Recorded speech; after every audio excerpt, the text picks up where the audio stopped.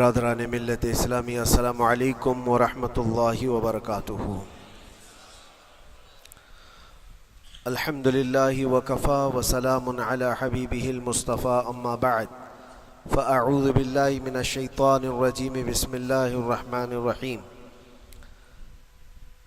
ارأیت من اتخذ الہہ ہواہ افانت تکون علیہ وکیلا ام تحسب ان اکثرهم يسمعون او يعقلون انهم الا كالانعام بل هم اضل سبیلا۔ صدق اللہ مولانا العظیم۔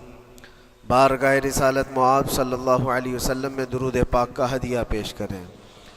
اللہم صلی علی سیدنا و مولانا محمد معدن الجود والکرم وآلہ واصحابہ الکرام وابنہ الکریم وبارک وسلم صلاة دائمة سرمدا ابدا۔ رب ذوالجلال قرآن عظیم میں یوں ارشاد فرماتا ہے، اے رسول کیا آپ نے نہیں دیکھا ان لوگوں کو جنہوں نے اپنی خواہشات کو اپنا خدا بنا لیا ہے، اپنی خواہشات کو اپنا معبود بنا لیا ہے، جو وہ چاہتے ہیں اسی کے پیچھے بھاگتے ہیں، اس کی عبادت کرتے ہیں۔ اور اللہ تعالیٰ فرماتا ہے، اے نبی کیا آپ ایسوں کی سفارش کریں گے اور ایسوں کے آپ وکیل بنیں گے جو اپنے خواہشات کے پجاری ہیں؟ اور اللہ فرماتا ہے ان میں سے تو اکثر ایسے ہیں کہ انہیں عقل نہیں ہے، وہ جانوروں سے بھی بدتر ہیں، جو اپنے خواہشات کے پیچھے بھاگ رہے ہیں۔ شیخ اعظم سیدنا محی الدین ابن عربی رحمۃ اللہ تعالی علیہ، ان کی کئی چیزیں لوگوں میں ایسی بھی مشہور تھی کہ شیخ محی الدین ابن عربی ایسے ایسے الفاظ بول جاتے ہیں جو شریعت میں ہوتے نہیں ہیں۔ بہت سارے مسائل ان کے ہیں، لیکن ایک بار شیخ محی الدین ابن عربی بیٹھے ہوئے تھے، کرسی پر ہیں، سامنے مریدین بھی ہیں، بہت سارے ملنے والے لوگ بھی آئے ہوئے ہیں۔ اسی اثنا میں انہوں نے ایک جملہ ایسا کہا، واقعی اگر آپ کے سامنے بھی ایسی بات آئے تو آپ بپھر جائیں۔ شیخ محی الدین ابن عربی کہتے ہیں، اے لوگوں جو تم سب یہاں میرے پاس بیٹھے ہو، تمہارا خدا میرے پاؤں کے نیچے ہوتا ہے، تمہارا خدا میرے قدموں کے نیچے ہوتا ہے۔ سب ظاہر سی بات ہے، جیسے ایسا جملہ سنا تو اٹھ کر کے لوگ بھاگنا شروع ہو گئے کہ آدمی کافر ہو گیا۔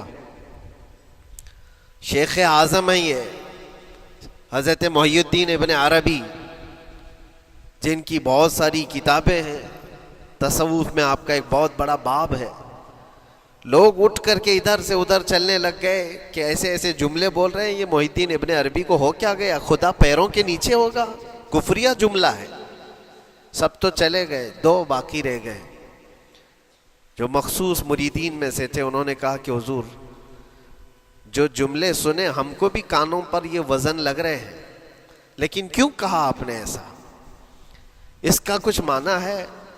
آپ جیسے عظیم المرتبت بزرگ سے ایسا جملہ کیسے ممکن ہے؟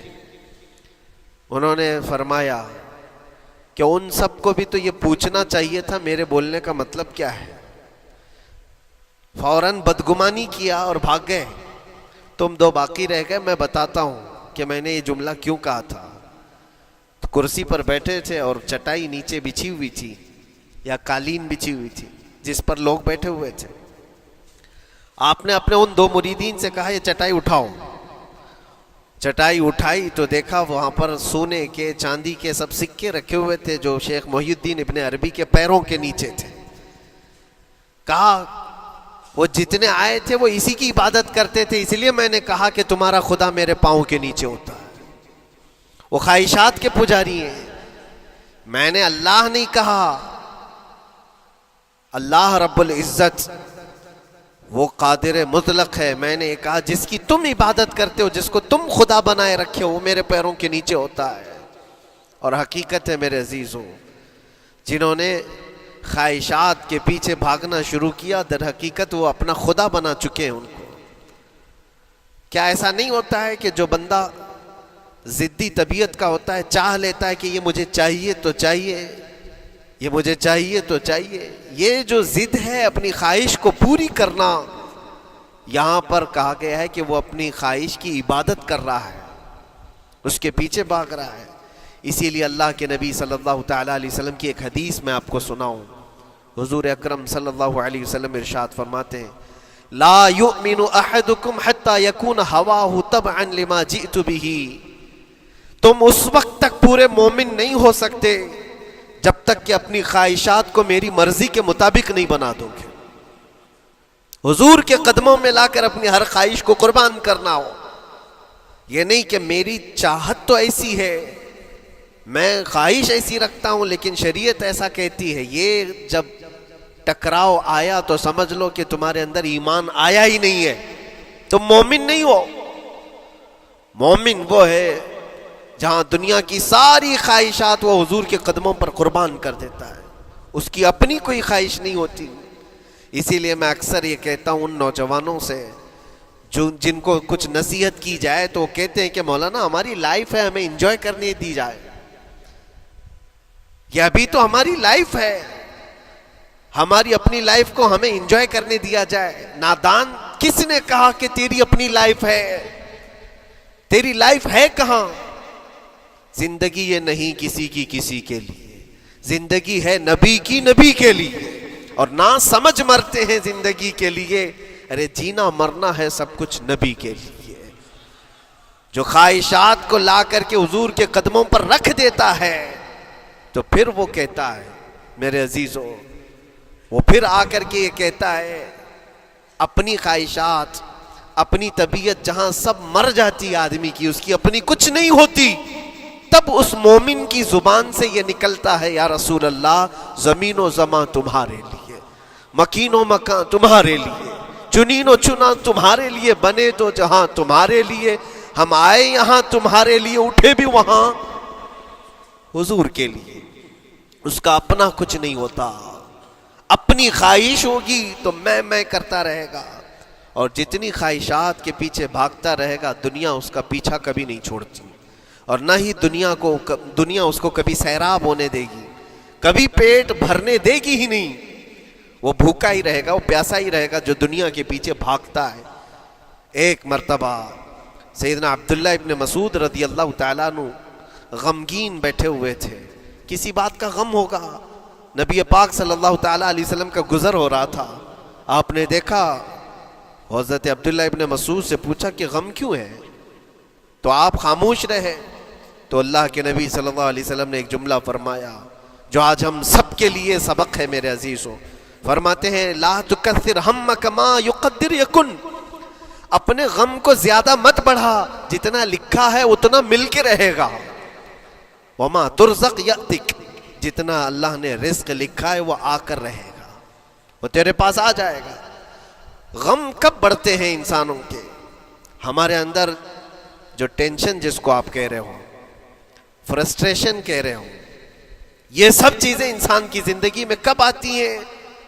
جب یہ اپنی لو اور اپنی خواہشات دنیا سے لگاتا ہے. خالق سے اگر لگاتا ہے تو پھر اس کے غم نہیں بڑھتے، بلکہ غموں کا مداوا ہے. اسی لیے بزرگوں نے فرمایا کہ اگر ٹینشن فری جینا چاہتے ہو تو انسانوں سے امیدیں کم کر لو، اللہ کی ذات سے یقین بڑھا لو، اس کی ذات سے یقین بڑھاؤ. ہم نے دیکھا ہے اپنی زندگی میں جس سے ہم ملتے رہے، جس سے کچھ خواہشیں رکھتے رہے یا جس کے متعلق کچھ امیدیں وابستہ کر رکھی، یہاں امیدیں ٹوٹ جاتی ہیں، پھر انسان کا غم بڑھتا ہے، انسان مغموم ہو جاتا ہے. اللہ کی ذات سے جو وابستہ ہوا اور وہاں جو آس لگایا وہ ہر دن بشاشت کے ساتھ جیتا ہے، یقین کے ساتھ جیتا ہے. اسی لیے میرے عزیزوں، یہاں جس نے بھی اپنے خواہشات کو دنیا کے ساتھ لگایا ہے اسے کم کرنا ہے. لا تکثر ہمک ما یقدر یکن. اللہ کے نبی فرماتے ہیں اپنے غموں کو زیادہ مت کر، جتنا لکھا ہے اتنا تجھے مل کر رہے گا. اس دار فانی میں، اس عمل کی دنیا میں ہم نے اپنے بہت ساری چیزیں پھیلا رکھی ہیں. ایک چیز میں آپ کو بتاؤں کہ کبھی کبھار میں دیکھتا ہوں موبائل کو، اب سب کے ہاتھوں میں موبائل ہے، اور کبھی کبھار یہ اسٹک بھی ہوتا ہے. اچھی اچھی کمپنیوں کے موبائل بھی اسٹک ہو جاتے ہیں. یا تو کبھی بہت زیادہ بیٹری گرم ہو جاتی ہے اور موبائل بھی گرم ہونے لگتا ہے. پھر اس کا حل کیا ہے؟ ایکسپرٹ سے پوچھتے ہیں موبائل کبھی ہینگ ہو رہا ہے یا کبھی بہت بیٹری گرم ہو رہی ہے, اس کے ریزن کیا ہیں؟ تو وہ ایکسپرٹ یہی بتاتے ہیں کہ اس کے اوپر اوور لوڈ ہو سکتا ہے, بہت زیادہ اس میں ڈیٹا جمع ہو چکا ہے اور پھر بیک گراؤنڈ میں ایکٹیو ہے بہت زیادہ, جس کی وجہ سے بیٹری ہارمفل ہے, بہت زیادہ گرم ہو جاتی ہے. یا تو پھر ایک ساتھ کئی چیزیں اس کے اندر ڈال دی جاتی ہیں تو اس کا پروسیس کم ہو جاتا ہے, اسٹک ہو جاتی ہے. یہ تو موبائل ہے جو تمہیں سکھا رہا ہے. یہی چیز ہے دنیا کے ہمارے اس لائف میں, ہماری زندگی میں بہت زیادہ چیزیں اگر دماغ میں آ جاتی ہیں تو پھر دماغ گرم بھی ہو جاتا ہے اور اسٹک بھی ہوتا ہے, ہر چیز سوچنے سے بھی عاری ہو جاتا ہے, صحیح طریقے کے فیصلے نہیں لے پاتا. اچھا نقصان کیا ہے اس کا؟ سیم ہم نے موبائل ایکسپرٹ سے بھی پوچھا, جب موبائل بہت زیادہ گرم ہونے لگے یا اسٹک ہونے لگے تو اس کو کیا کرنا چاہیے؟ تو ایکسپرٹس بتاتے ہیں کہ اس کے ریڈیشن بہت زیادہ ہوتے ہیں اس وقت اور یہ نقصان پہنچا سکتا ہے. جو استعمال کر رہا ہے اس کے دماغ پر بھی اثر کرے گا, آس پاس کے لوگوں پر بھی اثر کرے گا. ایک موبائل کے اوپر اگر زیادہ لوڈ آ جائے تو اس کے ریڈیشن آس پاس سب کو خراب کرتے ہیں. یہی حال انسان کی زندگی کا ہے. تمہارے دماغ کے اوپر اگر غم زیادہ بیٹھ گئے اور بہت زیادہ دماغ حاوی ہو گیا تو خود کا تو نقصان کرو گی ہی, آس پاس جتنے ہیں سب کا نقصان کرو گے. تمہاری وجہ سے تمہارے ماں باپ بھی پریشان, تمہاری اولاد, تمہارے بیوی بچے سب اس پہ ان سب چیزوں میں ملوث ہو جاتے ہیں. اب اس کا علاج کیا ہے؟ کہا گیا موبائل کو آف کر دو, ڈیٹا کم کر دو, اس کے اندر سے کچھ چیزیں ڈیلیٹ کر دو, پھر یہ اپنے نارمل حالت میں آ جائے گا. سیم آپ کے لیے بھی ہے, دماغ میں دنیا کے بہت سارے فطور بھرے ہو تو تھوڑی چیزیں ڈیلیٹ کر دو, تھوڑے دنوں کے لیے اپنی اس ایکٹیو لائف کو روک دو اور آ جاؤ اللہ کی بارگاہ میں اور آنکھ بند کر کے اس کی طرف لو لگاؤ. اس لیے کہ ہماری بیٹری جو چارج ہوگی وہ خالق کائنات سے ہی ہوگی, بنانے والا ہی بہتر جانتا ہے اس کی زندگی کس چیز سے چلتی ہے. اور اسی لیے کہا ہے, امام غزالی رحمۃ اللہ تعالیٰ علیہ فرماتے ہیں جو بندہ اللہ کے ذکر سے کئی دن تک غافل ہوتا ہے تو مردہ لاش ہے جو چل رہا ہے, بازاروں میں جو چل پھر رہا ہے, ذکر الہی نہیں کرتا تو اس کی روح ختم ہونے کے قریب آئی ہے, یہ زندہ لاش ہے. یہاں زمانے ہو گئے, مہینوں بیت گئے, برسوں ہو جاتے ہیں, کتنے دن ایسے ہیں آپ نے اللہ کے ذکر کے لیے الگ سے وقت نکالا ہو؟ کہاں ہے وقت؟ نماز بھی ایسے پڑھ کر کے بھاگ جاتے ہیں جیسے لگتا ہے کہ کوئی چیز ہمارے اوپر سوار تھی, جلدی سے ہٹا دی اور بھاگ گیا. نہیں میرے عزیزوں, ہماری روح جب بیمار ہوتی ہے, ہماری روح کو جب بھوک لگتی ہے تو اللہ کے ذکر سے اس کا علاج بھی ہوتا ہے اور اس کو رزق بھی ملتا ہے. لیکن ہم رزق دیتے ہی نہیں. کبھی آپ نے دیکھا ہماری باڈی کو, صبح ناشتہ نہ کرو, دوپہر میں کھانا نہ کھاؤ تو شام تک ہمارا جسم ہچکولے لینے لگتا ہے, چکر آنے لگ جاتے ہیں. کیوں؟ جسم 2 وقت کے کھانے کو چھوڑنا برداشت نہیں کر پاتا, کمزوری آ جاتی ہے. جسم کو بھوک لگتی ہے, ہمیں کھانا دینا اسے ضروری ہے. اسی طرح اللہ نے ہماری جو روح بنایا ہے, روح کو بھی رزق کی ضرورت ہے. اور روح کا رزق کیا ہے؟ روح کا کھانا پینا کیا ہے؟ کاجو بادام میوے پستے کھا کر کے روح کو طاقتور نہیں بنا سکتے. فرمایا گیا روح کی غذا اللہ کا ذکر ہے. جب بندہ اللہ کا ذکر کرتا ہے تو اس کی روح کو طاقت ملتی ہے اور روح کمزور نہیں رہتی, طاقتور بن جاتی ہے. عزیزان گرامی وقار, پھر میں خلاصتاً یہ بات کہوں گا کہ ہم نے دنیا میں اتنی ساری چیزیں پھیلا لی ہیں, اتنے سارے, جس کی وجہ سے غموں کا بوجھ ہمارے دماغ پر طاری ہے. اور ایک وقت وہ آئے گا جب ساری چیزیں چھوڑ کر کے فوراً بھاگنا پڑے گا, نکلنا پڑے گا. کچھ لوگوں کے متعلق کہا گیا ہے کہ روح نکلنے کے وقت اس کو بہت تکلیف ہوتی ہے, سب کے لیے نہیں. کچھ ایسے لوگ ہیں جن کی روح نکلنے کے وقت درد زیادہ ہوتا ہے, تکلیف زیادہ ہوتی ہے مرنے کے وقت. پوچھا گیا کیوں؟ کہا کہ یہ روح جو ہے اس کی ساری بنائی ہوئی چیزوں میں اٹکی ہوئی ہے, اس کی اولاد میں بھی ہے, اس کے مال میں بھی لگی ہوئی ہے, اس کے گھر میں بھی لگی ہوئی ہے، اس کے جائیداد میں بھی لگی ہوئی ہے۔ روح جب نکل رہی ہوتی ہے ان سب چیزوں سے بھی نکل رہی ہے، جہاں جہاں اس کی خواہشات لگی ہوئی تھی سب جگہ سے کھینچا جا رہا ہے، تو درد بڑھتا چلا جاتا ہے، تکلیف بڑھتی چلی جاتی ہے، اور پھر وہ جب دیکھ رہا ہوتا ہے خالی ہاتھ جا رہا ہو، تکلیف زیادہ ہوتی ہے۔ اسی لیے میرے عزیز و اللہ کے نبی صلی اللہ تعالیٰ علیہ وسلم کا جب آخری وقت آیا، آپ کے وصال کا وقت آیا، حضور نے اپنی بیویوں کو بلایا، ازواج مطہرات کو بلایا اور پوچھا کہ کس کے پاس کتنا سونا ہے، کتنا زیور ہے۔ ازواج مطہرات نے کہا میرے پاس اتنا ہے، ان کے پاس اتنا ہے، سب نے اپنے چاندی سونے کے زیورات لا کر پیش کر دیا۔ حضور پاک صلی اللہ علیہ وسلم نے فرمایا اے میری بیویوں، اے میری ازواج، اگر تم چاہو تو یہ سب اللہ کی راہ میں خیرات کر دو، اللہ کی راہ میں اس کو وقف کر دو، خیرات کر دو۔ بیویوں نے پوچھا یا رسول اللہ صلی اللہ علیہ وسلم، کیا آج سے سونا چاندی پہننا حرام ہو گیا ہے؟ کیا ہمارے لیے ناجائز ہو گیا ہے؟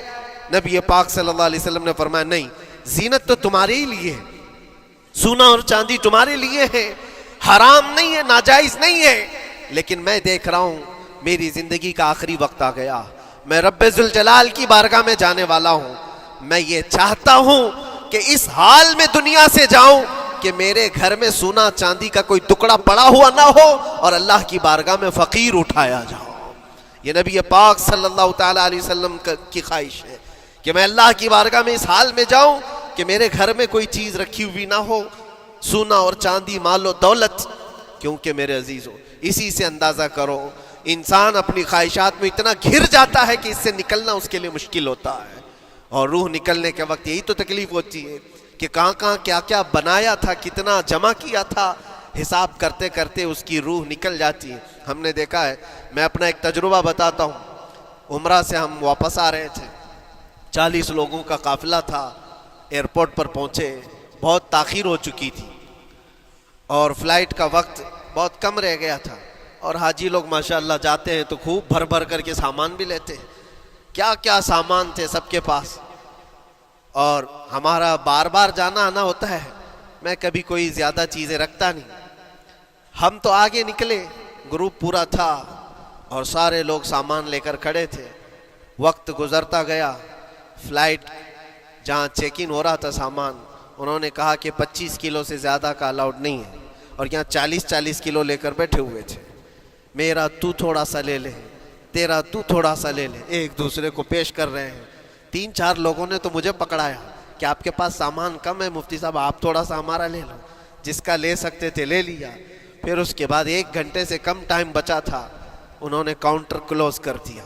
میں نے دیکھا 20 سے 25 حاجی ایسے ہیں جن کا سامان بکھرا ہوا ہے، اور کیا لے جا سکتے ہیں ہاتھ میں، وہ بھی 7 کلو 8 کلو اتنا ہی تھا۔ ان کی خواہشات میں دیکھ رہا تھا، کوئی مسلح اٹھاتا ہے، کوئی کھجور اٹھاتا ہے، کوئی کہتا ہے نہیں میرے بچوں کے لیے کھلونے لیا تھا اس کو لے لیتا ہوں، وہ لے لو تو مسلح چھوڑنا پڑتا ہے، یہ لے لو تو کھجور چھوڑنا پڑ جاتا ہے۔ کسی نہ کسی طرح سے وہ لوگ آخری وقت 2-4 چیزیں لے کر کے نکل رہے تھے، اور بکھرا ہوا پورا سامان ایئرپورٹ پر ایسی موجود تھا، 1-2 کلو نہیں، کتنے کلو کا سامان چھوڑ کر کے یوں ہی آنا پڑا۔ یا تو پھر فلائٹ کے سفر پہ جاؤ یا سامان میں لگے رہو، 2 ہی آپشن تھے، اور کون وہ چھوٹے سامان کے لیے اپنا سفر ملتوی کرتا۔ واپس آئے، حسرت بھری نگاہوں سے دیکھتے رہے اپنے سامان کو، اور پھر اندر آ کر جب بیٹھے میرے ذہن میں یہ بات گونجنے لگی، یہی حالت ہوتی ہوگی جب انسان دنیا سے جا رہا ہوتا ہے، جب یہاں سے رخصتی کا وقت آتا ہے اور ملک الموت سر پر آ کر کھڑا ہو جاتا ہے، روح نکلنے کے لیے بھی تھوڑا سا وقت باقی ہے، بس منٹوں میں بھی نہیں رہ گیا۔ جب اس کو نظر آتا ہے، اب یہ سوچتا ہے اتنی نمازیں باقی رہ گئی، اتنی زکوٰۃ بھی رہ گئی، حج بھی تھا، اور بھی کچھ چیزیں کسی کے دینے کے باقی تھے، قرضے بھی تھے، کس چیز کی نصیحت کروں، کس چیز کی وصیت کروں؟ فلاں جگہ ایک گھر خرید کر کے اس کے ڈاکیومنٹ تو وہاں رکھا تھا، بیٹے کو بھی نہیں بتایا، بیٹی کو بھی نہیں بتایا، پتہ نہیں کس کے ہاتھ لگ جائے گا۔ یہ خواہشات گھومتی رہتی ہیں، وہ کسی کو بتا بھی نہیں پاتا، ادھر ملک الموت روح نکال کر نکل پڑتے۔ یہ انسان کی شارٹ لائف ہے، مختصر سی زندگی ہے، جہاں یہ خواہشات دھری کی دھری رہ جاتی ہیں۔ اسی لیے شیخ سعدی نے بہت اچھی بات فرمائی، ایک بادشاہ نے اعلان کیا تھا اپنے وزیروں میں سے ایک کو، اس سے بہت خوش ہوا اور کہا جا آج تجھے میں اتنی جائیداد دوں گا، اتنی زمین، اتنی پراپرٹی دوں گا، جتنا تو اپنے ہاتھ میں ایک لکڑی لے کر گھیر دے گا، جتنی زمین تو گھیرے گا اتنی تیرے نام لکھ دوں گا، لیکن اس کے لیے ایک شرط ہے، صبح یہ لکڑی لے کر تو راؤنڈ مارنا اور اتنا گول سرکل بنانا سورج ڈوبنے سے پہلے تک، جتنی زمین گھیر لے گا وہ پوری تیرے نام پر۔ اس نے سوچا کہ اتنی بڑی زمین میں گھیر سکتا ہوں ایک پورے دن۔ میاں ممبئی والے اچھی طرح جانتے ہیں 4x4 کی جگہ مل جائے تو یہاں کتنی بڑی غنیمت ہوتی، اور اس بندے کو بادشاہ نے کہا لکڑی ہاتھ میں لے لے اور لکیر کھینچ، شام ہونے سے پہلے جتنا کرے گا پورا تیرے نام پر۔ وہ نکلا اور جب لکیر کھینچتے جب چلنے لگا، پیچھے مڑ کے دیکھتا تھا بہت لمبی ہو گئی ہے، اتنی زمین میرے نام پر ہونے والی ہے۔ دوپہر ہو گئی، وہ واپس آنا نہیں چاہ رہا ہے، واپس آ کر کے سرکل پہ ختم تو کرنا ہے جہاں سے شروع کیا تھا۔ سوچتا اور تھوڑا کرتے کرتے وہ اثر ہو گئی اس کی۔ اب اس کو لگا کہ واپس پلٹنا چاہیے، کئی کلومیٹر ہو گئے تھے، اتنے کلومیٹر کی زمین اب وہ اپنے نام پر کروانے والا تھا، لیکن جب واپس پلٹنے کا وقت آیا سانس پھولنے لگ گئی، کیونکہ صبح سے چل رہا ہے، کھایا بھی نہیں ہے، پیا بھی نہیں ہے، جس چیز کو جمع کرنے کے لیے دوڑتا رہا۔ اب سورج پیلا پڑ گیا، ڈوبنا کے وقت قریب آنے لگا تو اب بھاگنا شروع کیا۔ بادشاہ اور اس کے وزیر انتظار کر رہے تھے کہ یہ لوٹے گا بھی۔ اب دیکھا بڑی دور سے یہ دوڑتا آ رہا ہے، اپنی لکڑی کو لکیر زمین پر کھینچتے ہوئے کہ جلد سے جلد اپنے اس پوائنٹ پر پہنچ جاؤں جہاں سے شروع کیا تھا۔ سانس پھولنے لگ گئی، دوڑتے ہانپنے لگ گیا، سورج ڈوبنے کے قریب آ گیا، آخری کرنیں باقی تھی اور اس کا پوائنٹ بھی قریب آ گیا تھا۔ دوڑتے کسی طرح سورج غروب ہونے سے پہلے پہنچ گیا وہاں پر، لیکن کثرت سے بھاگنے کی وجہ سے ٹھوکر کھا کر کے گر گیا اور اپنے اس پوائنٹ پر لکڑی لا کر کے جمع کر دیا۔ بہت بڑا سرکل، بہت بڑی لکیر کھینچا تھا، لیکن ایسا گرا کہ دوبارہ اٹھ نہیں سکا۔ جب سپاہی اٹھانے کو آئے تو اس کی موت ہو چکی تھی، اس کی روح نکل چکی تھی، اتنا دوڑا تھا اس کی روح نکل گئی۔ بادشاہ نے کہا اس نے صبح سے لے کر شام تک اپنے نام جائیداد کرنے کے لیے اتنی دوڑ لگائی، بہت لمبی لکیر کھینچا، اتنی بڑی پراپرٹیز کے نام پر ہوتی، لیکن عقل مند دانشور تھا بادشاہ۔ اس نے کہا جہاں یہ گرا ہے وہیں اس کو دفن کرو، اور اس کے بعد اس کی قبر پر لکھا گیا تھا کہ اس کو ضرورت اتنے 2 گز زمین کی تھی، دوڑتا کتنا لمبا رہا، صبح سے شام تک اتنی لمبی لکیر کھینچ لیا، لیکن سونے کے لیے اس کو جو جگہ چاہیے تھی وہ بس اتنی ہی سی تھی، وہ 6 فٹ کی جگہ۔ عزیزان گرامی، یہ ایک زندگی کے کسی کا حادثہ ہو سکتا ہے، لیکن میں نے دیکھا ہے کہ تقریباً سب کی لائف میں یہی ہے۔ ہم اپنی خواہشات کے پیچھے اتنی تیز دوڑتے رہتے ہیں، لیکن جس چیز کی ہمیں ضرورت ہے اس کی طرف ایک بار بھی نظر نہیں کرتے۔ کون سی چیز ہے جس کی ہمیں ضرورت ہے؟ وہ ہمیشہ کی زندگی آخرت کے لیے جو چیز چاہیے وہ اللہ کا ذکر ہے، وہ رب ذوالجلال کی ذات پر یقین اور توکل ہے۔ آج اللہ نے صحت و سلامتی کے ساتھ زندگی دی ہے تو وقت نکالو اور بارگاہ رب العزت میں آ جاؤ۔ میرے عزیزوں، آخری بات عرض کرتا ہوں، خواہشات جہاں ختم ہونی چاہیے وہ کیسی ہے؟ وہ کیسے ہے؟ اللہ کے نبی صلی اللہ تعالیٰ علیہ وسلم مجلس میں بیٹھے ہیں، ایک صحابی کا مسئلہ تھا، ایک صحابی کا مسئلہ ایسا تھا کہ وہ صبح جلدی دوڑ کر کے چلے جاتے تھے۔ صحابہ نے ان کی شکایت کی کہ یہ فجر میں اتنی جلدی چلے جاتے ہیں کہ کسی سے ملتے ہی نہیں۔ حضور نے پوچھا کہ وجہ کیا ہے؟ ان سے پوچھا گیا تو انہوں نے کہا یا رسول اللہ صلی اللہ علیہ وسلم، میرا گھر ایک یہودی کے گھر سے لگا ہوا ہے، اور یہودی کے گھر پہ ایک کھجور کا درخت ہے جس کی شاخیں میری آنگن میں بھی آتی ہیں، اور پکی کھجوریں صبح صبح میرے آنگن میں گر جاتی ہیں۔ میں اس لیے جلدی دوڑ کر کے جاتا ہوں، میرے بچے اٹھنے سے پہلے وہ کھجوریں جمع کر کے میں اس یہودی کو دے دوں کہ کہیں انجانے میں میرا کوئی بچہ وہ کھجور کھا نہ لے، ہمارے لیے وہ حلال نہیں ہے۔ یہ صحابی رسول کا عمل تھا۔ اللہ کے نبی صلی اللہ علیہ وسلم نے فرمایا اپنے بچوں کو حلال کھلانے کے لیے اتنی فکر۔ عزیزان گرامی وقار، آپ سنیے، یہ تو حالات ایسے ہو گئے یہاں بڑے بڑے درخت ہی نگل گئے, کھجور تو چھوڑے, ڈکار بھی نہیں. حرام چیزوں کے اوپر تو کئی لوگوں کی زندگی آباد.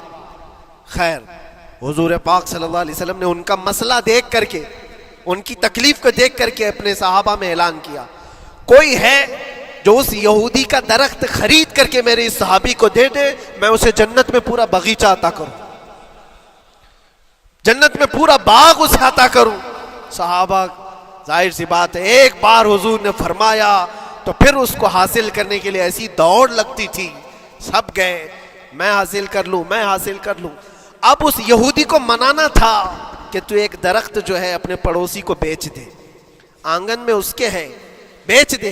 اب اس کو لگا کہ ان لوگوں کی ضرورت ہے, مجبوری ہے, تو وہ بھی اکڑ کر بیٹھا کہ مجھے بیچنا نہیں, مجھے دینا نہیں. اب سنیے میرے عزیزوں, مدینے میں ایک صحابی ہیں ابو دحداح, اللہ اکبر, کبھی میں پڑھتا ہوں تو حیرت ہوتی ہے. ابو دحداح مدینے کے اس صحابی کا نام ہے جن کا باغیچہ پورے مدینے میں سب سے مشہور ہے, ان کی کھجوریں سب سے مہنگی کھجوریں. اوالی مدینہ آج بھی مشہور ہے, جہاں کی اجوا کھجوریں بہت پسند کی جاتی ہیں. ابو دحداح کا باغیچہ بنا ہوا تھا, بڑا خوبصورت تھا, لوگ مثال دیتے تھے, تعریفیں کیا کرتے تھے, ابو دحداح کا باغیچہ مدینے میں سب سے قیمتی باغیچہ ہے. ابو دحداح حضور کی بارگاہ میں آتے ہیں, کہتے ہیں یا رسول اللہ صلی اللہ علیہ وسلم, اگر میں اس ایک درخت کو خرید کر کے وقف کر دوں تو کیا میرے آقا مجھے بھی ملے گا جنت میں؟ اللہ کے نبی نے فرمایا جو میں نے وعدہ کیا ہے وہ تجھے بھی عطا کیا جائے گا. ابو دحداح کہتے ہیں اس یہودی کے پاس سیدھے آتے, کہا کہ تو ایک درخت بیچ دے گا, بدلے میں تجھے بہت اچھی قیمت دیتا ہوں. اس نے کہا کیا دو گے؟ کہا مدینے میں ابو دحداح کا باغیچہ تمہیں پتا ہے؟ اس نے کہا ہاں جانتا ہوں, نام بہت سنا ہوا ہے. کہا وہ پورا باغیچہ اس ایک درخت کے بدلے دے دیا جائے گا, ایک درخت کے بدلے دے دیا جائے گا. اس یہودی نے کہا کیا مذاق کر رہے ہو, یہ کیا مذاق ہے؟ میرے آنگن میں اگے ہوئے ایک درخت کی وجہ سے ابو دحداح کا اتنا قیمتی باغیچہ دے دیا جائے گا, یہ کیسے پاسبل ہے؟ اس صحابی نے کہا اللہ کے نبی کی بات ہے, ہم مذاق نہیں کرتے, ہمارے لیے وہ ایک باغیچہ کیا ایسے 70 باغیچے ہوں, نبی پاک کی بات پر ہم سب عطا کر دیں, سب ہم وقف کر دیں. اس یہودی نے کہا کہ ان کی تو مت ماری گئی ہے مسلمانوں کی, یہ دیکھو اپنے نبی کی بات پر اتنا قیمتی باغیچہ مجھے دینے کو تیار ہے. اور پھر اس نے سوچا سودا بھی تو اچھا ہی ہے, باغیچہ تو ملے گا ہی, لیکن جو میں درخت بیچ رہا ہوں یہ جائے گا کہاں؟ یہ بھی تو میرے آنگن میں ہی رہنے والا ہے. درخت اگر کوئی خرید لیا تو ایسا تو نہیں ہے کہ یہ درخت وہاں جائے گا, یہ تو میرے آنگن میں ہی ہے. سودا کر لیا. کہا بات اگر سچی ہے تو میں یہ درخت اپنے پڑوسی کو جو تمہارا دوست ہے مسلمان اس کو دے رہا ہوں, بدلے میں مجھے ایک باغیچہ دے دو. ابو دحداح نے اسی وقت لکھ کر کے دے دی, یہ باغیچہ تیرے نام کا ہے.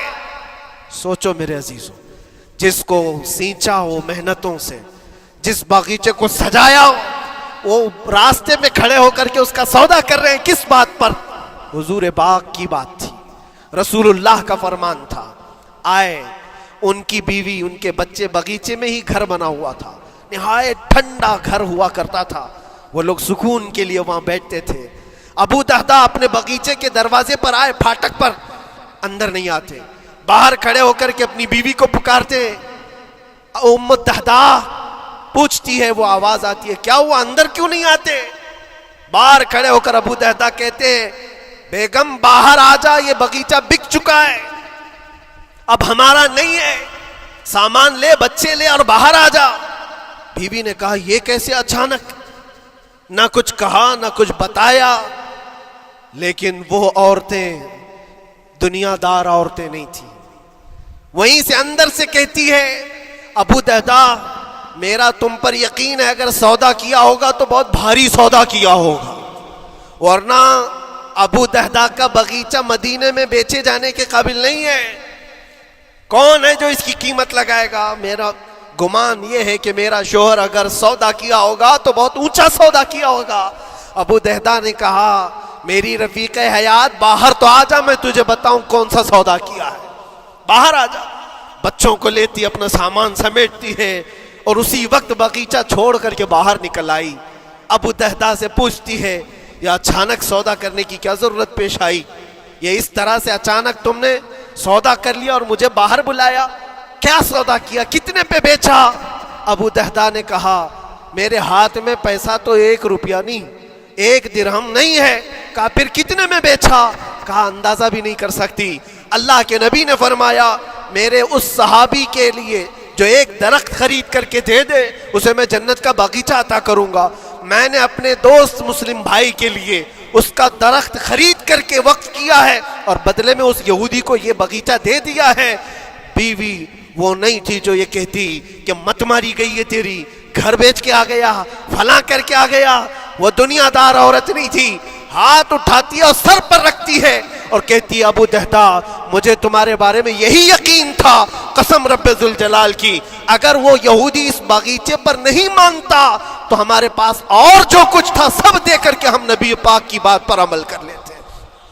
حضور کی بات تھی، وہ یقین تھا، دنیا دے دیا، خواہشات قربان کر دیا قدم مصطفیٰ پر۔ اسی لیے اقبال نے کہا ہے کہ جو کچھ بھی ہمارے پاس ہے وہ نام مصطفیٰ سے ہے۔ آبرو ماز نام مصطفیٰ، ہم سب کی عزت و آبرو مصطفیٰ کے نام سے ہے۔ وہاں اپنی خواہشات قربان کر دو، ختم کر دو، اپنے اندر کی جتنی چیزیں ہیں حضور نے فرمایا تو اس کے بعد اپنی طبیعت نہیں، اپنی خواہش نہیں۔ تم اپنے گھر پر سوچتے بیٹھے رہو گے کہ میرا گھر کیسے، میری بیوی کیا بول رہی ہے، میرا باپ کیا بول رہا ہے، میری ماں کیا بول رہی ہے؟ نہیں، وہ صحابہ کی زندگی یہ تھی، دنیا کیا بول رہی ہے اس سے ہمیں مطلب نہیں، میرے مصطفیٰ کیا فرما رہے ہیں۔ اپنی خواہشات وہاں پر۔ حضرت انس بن نزیر ایک صحابی ہیں، وہ حضور صلی اللہ تعالیٰ علیہ وسلم کے بڑے رازدار صحابی تھے۔ حضور ان کے گھر پر موجود ہے، مکہ سے ایک لیٹر آیا، جنگوں کی وہ لوگ تیاری کر رہے تھے، اور انس بن نزیر کون ہے؟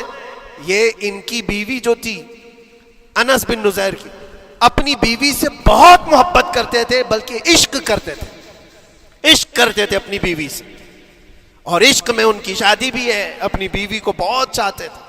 اب سنو، مصطفیٰ کریم صلی اللہ علیہ وسلم انس بن نزیر کے گھر پر ہے، مکہ سے ایک قاصد آیا اور رازدارانہ طور پر ایک خط دیا، کہا مکہ والے جنگوں کی تیاری کر رہے۔ حضور نے خط کو پڑھوایا اور انس بن نزیر سے کہا انس یہ بات تیرے اور میرے بیچ میں راز ہے، کسی سے نہیں کہنا، جب تک میں نہ کہوں اس خط کا ذکر کسی سے نہ کرنا۔ انس بن نزیر نے کہا اے اللہ کے نبی آپ کا حکم، اس کے بعد میری زبان نہیں کھلے گی۔ خط کو بند کر دیا، رکھ لیا۔ حضور جب تشریف لے گئے گھر سے، ان کی بیوی، ان کی محبوبہ، ان کی رفیق حیات جس کو بہت زیادہ چاہتے تھے آئی، کہا انس رسول اللہ گھر پر آئے تھے، کچھ راز کی بات چل رہی تھی، کیا بات چل رہی تھی؟ انس بن نزیر نے کہا دیکھ میری بیگم، محبت اپنی جگہ پر، وہ میرے مصطفیٰ کا راز، وہ میں نہیں شیئر کر سکتا، وہ نہیں بتا سکتا۔ بیوی ہنس کر کہتی تم نہیں بتاؤ تو کوئی بات نہیں، میں نے تو دیوار کے پیچھے سے سن لیا ہے، مکہ والے جنگوں کی تیاری کر رہے ہیں، خط آ گیا ہے۔ انس بن نزیر نے اپنی بیوی سے اتنی بات سنی، سیدھے جا کر کے گلا پکڑ لیا، گردن کو دبوچ دیا اور کہا اس وقت تک میں تیری گردن نہیں چھوڑوں گا جب تک میرے مصطفیٰ کا فرمان نہ آ جائے۔ گردن پکڑ لیا اس عورت کی جس کو سب سے زیادہ یہ چاہتے تھے، لے آئے حضور کے پاس، کہا یا رسول اللہ معاف کر دیں، آپ کا راز تھا، میں نے تو نہیں بتایا، مگر میری بیوی نے دیوار کے پیچھے سے سن لیا اور اس لیے میں اس کی گردن پکڑ کر کے لایا ہوں کہ کہیں میں مجرم نہ بن جاؤں، نبی پاک کا راز افشا کرنے والا میں مجرم نہ بن جاؤں۔ آقا اگر آپ حکم فرمائیں تو میں اس کو ختم کر دوں یا اس کو طلاق دے کر کے آزاد کر دوں، آپ کے فرمان پر میں کامل عمل کر سکوں۔ اللہ کے نبی نے فرمایا انس چھوڑ دے گردن، جس طرح تو ہمارے راز کی حفاظت کرتا ہے یہ میری صحابیہ ہے، یہ بھی میرے راز کی حفاظت کرے گی۔ اس کے بعد ہاتھ چھوڑ دیا اور اپنی بیوی سے کہا کہ دیکھ میری محبت، میرا عشق اپنی جگہ پر، بات جب مصطفیٰ کی آئے گی پوری کائنات کو میں چھوڑ دوں گا، میرے مصطفیٰ کی بات کو عمل کروں گا۔ اور اس بیوی نے بھی یہی کہا انس اگر تو مجھے راز بتا دیتا حضور کا، عشق میں ڈوب کر کے، محبت میں ڈوب کر کے، تو جو گلا تو نے میرا پکڑا کل میں تیرا گلا پکڑ کر حضور کے پاس لاتی کہ حضور یہ آپ کی غلامی کے قابل نہیں ہے. یہ ان کا کمال درجے کا ایمان تھا, اپنی خواہشات کو قربان کر دیا. ایک مدینے کی خاتون ایسی ہے, سب سے زیادہ حسین و جمیل لڑکی ہے. حضور کے پاس ایک حبشی کالے رنگ کے صحابی ہیں, آئے کہا یا رسول اللہ مجھ سے کوئی شادی نہیں کرتا. حضور نے فرمایا کہ جا میں تیری شادی کے لیے ایک جگہ پر پیغام بھیجتا ہوں, اور بھیجا اس لڑکی کے گھر. انصاری صحابی کی ایک لڑکی اتنی خوبصورت ہے مدینے میں, ان کے گھر بھیجا. یہ تو حبشی قسم کے تھے. یہ ایک پیغام لے کر کے جب آئے, ماں باپ باہر بیٹھے ہوئے, لڑکی اندر ہے. ماں باپ نے دیکھا کیوں آئے ہو؟ کہا میں پیغام لے کر آیا ہوں. کس چیز کا؟ آپ کی بیٹی سے نکاح کا. کس نے بھیجا؟ کہا اللہ کے رسول نے. ماں اور باپ ہیں, شکل و صورت دیکھی اور ان کی حسینہ بیٹی. کہا ٹھیک ہے تم جاؤ واپس, ہم حضور سے بات کر لیں گے. اتنا ہی کہا, ٹال دیا ہوگا. وہ صحابی جو آئے تھے کالے رنگ کے, انہوں نے کہا یہ تو روز کی بات تھی, ہر جگہ ریجیکٹ ہوتا ہی تھا, میرے لیے تعجب کی بات نہیں تھی, میں تو واپس آیا حضور کے پاس. ہوا گھر میں کیا, اندر جوان لڑکی جو گھر میں موجود تھی باہر آئی. کہا ماں باپ سے پوچھتی ہے کہ اماں کون آیا تھا؟ کہا ایک نوجوان نکاح کا پیغام لے کر کے. اس خاتون نے کہا, لڑکی نے کہا آپ نے کیا کہا؟ کہا ہم بعد میں بات کر لیں گے. کہا آپ کو اندازہ نہیں آپ نے کتنی بڑی خطا کی ہے, اللہ کے نبی کا فرمان آیا تھا اور آپ نے ٹال دیا. میں تیار ہوں اس کے ساتھ نکاح کرنے کے لیے, نبی پاک کا حکم ہے. ماں باپ نے کہا بیٹا تو نے دیکھا ہے, بیٹا تو نے دیکھا جو پیغام لے کر کے آیا تھا وہ تیری میچنگ کا ہے یا نہیں, تو نے دیکھا؟ اس نوجوان نے کہا, اس لڑکی نے کہا میں نے پیغام لے کر آنے والے کو تو نہیں دیکھا, آمینہ کے لال کو تو دیکھا ہے, جس نے پیغام بھیجا ہے اس کو دیکھا ہے. اس کے حکم کے بعد پھر کسی کو دیکھنا بنتا ہی نہیں ہے. وہ دونوں ماں باپ دوڑتے ہوئے حضور کے پاس آئے, اور وہ صحابی ابھی بتا ہی رہے تھے کہ میں ریجیکٹ ہو کر کے آیا ہوں, تبھی ماں باپ بھی دوڑ کر کے آئے. کہا یا رسول اللہ خطا ہو گئی, ہم نے تاخیر کی آپ کے حکم میں. اے اللہ کے نبی ہم راضی ہیں, اپنی بیٹی کا نکاح انہی کے ساتھ کریں گے جن کا پیغام آپ نے بھیجا ہے. کیا اپنی خواہشات کو حضور کے قدموں میں لا کر قربان نہیں کیا؟ لیکن نکاح ہوا بھی.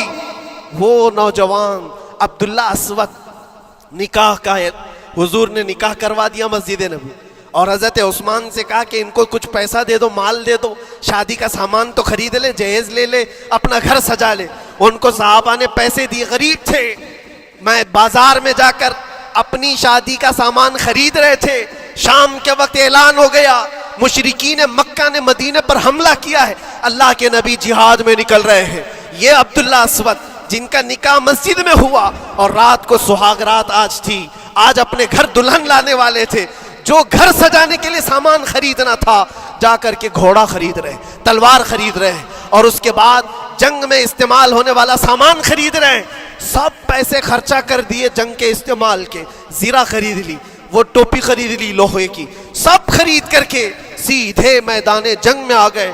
صحابہ بھی پہچان نہیں رہے تھے, صحابہ بھی نہیں پہچان رہے تھے. وہ غریب صحابی کبھی گھوڑے پر نہیں بیٹھے, لیکن شادی کا پورا پیسہ یہ جنگ کے سامان میں لگا دیا. اور جب جنگ شروع ہوئی احد کی, میدان جنگ میں جب صحابہ لڑ رہے تھے, حضور پاک پوچھتے ہیں اپنے صحابہ سے, یہ ایک جوان ہے جو پورا چہرہ ڈھکا ہوا ہے, گھوڑے پر بیٹھا ہے, جوان مردی کے ساتھ لڑ رہا ہے, اے میرے صحابہ جانتے ہو کون ہے یہ؟